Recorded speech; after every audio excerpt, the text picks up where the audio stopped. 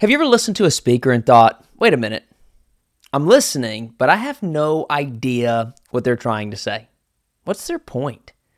Yeah, that can be a frustrating feeling, and that can happen even if you like the speaker. And here's the thing, you don't want that to happen to the audience when you've worked so hard to connect with them. That's why tip number 2 in the 7 tips that have made me a better speaker is one clear message is all you need. Just one. Even if you feel like you've got 5 great points that you want to share, you don't need to say them all right now. Just pick one and save the others for another time.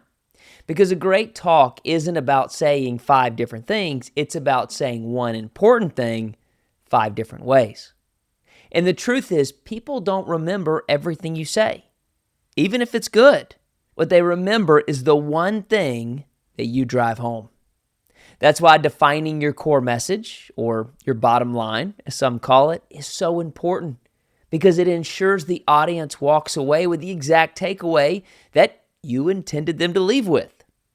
So how do you define this core message? Well, you start by asking yourself a very important question. What's the one thing that I want my audience to remember? If you can't summarize your message in one sentence, it's probably time to simplify.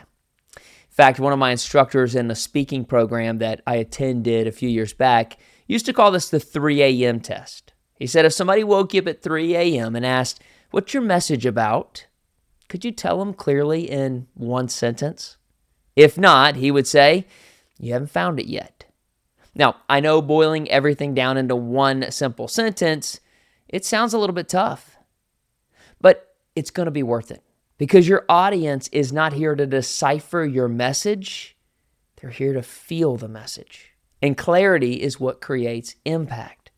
So here's your takeaway for today. Clarity in your core message leads to clarity for your audience. Now, before your next talk or presentation or speech, I want you to ask yourself, is what I'm trying to say clear, simple, and memorable? And then I want you to take a moment to write down what it is you're trying to say in one sentence so that you can show up ready to go. Well, tomorrow you and I are going to move on to tip number 3 in the 7 tips that made me a better speaker. I'll see you then.